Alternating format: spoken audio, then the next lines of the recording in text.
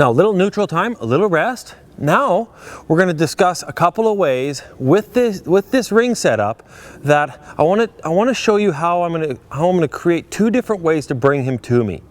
So when we get to Jack and we get to horses that have not done this, there's a really key awareness you have to have. It doesn't matter if it's tape round pen or wooden round pen, whatever it is, I want to show you something here. So if I get Hal going, and I'll just get him up into the canter just for get him to go out there and move around a bit. Now if I want him to come back in, there's two ways I can do it. If I'm sitting at neutral in my circle in the middle in here, and he's out there just cruising around, there's two ways I can do it. I can step behind the drive line and disengage the hindquarters and get the nose to come to me, or I can step out in front of the drive line and kind of catch his attention here, and as soon as he comes, I back up and relieve this pressure. That's going to be one of the major keys to drawing a horse in, is to be able to back up and relieve this. One of the things that catches their attention to draw them is movement. So it's very advanced to stand there in one spot and have a horse come to you, standing like a statue. You want to catch their attention and move. So that's to step out in front. Let me show that to you again, and then we'll talk about how to go to the hindquarters.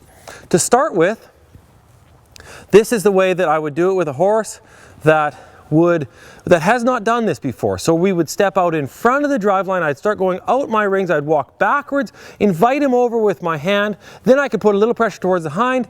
You see how my hand came down, I dropped my intention, I walk back. Now go to draw him in.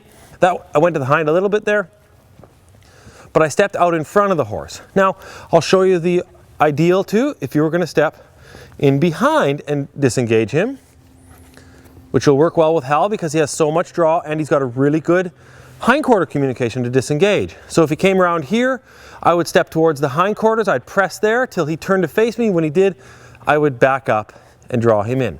So if I'm standing, if I'm like this to the horse and the horse is going around, I can step here in front of the drive line, catch his attention to draw him. That would be different than, say, stepping here to slow him. I can step to the hindquarters to draw him, and that's a different posture than, say, if I step to the hindquarters to send him out. Right? One posture would be more of my more crouched down focus towards the hind while I'm trying to draw the nose, and the other posture is I'm pointing and driving him forward while I'm walking forward. Let me make sure you understand that distinction, because you don't want to make that move unclear, not make it clear to the horse. So for example, if I want him to slow down, I'll step out in front like this. That's different than, say, here going backwards, drawing. It's a different look. So one is I step out in front, and the other is if I was drawing you, I'd step out in front, or I would suck back and draw you in like this.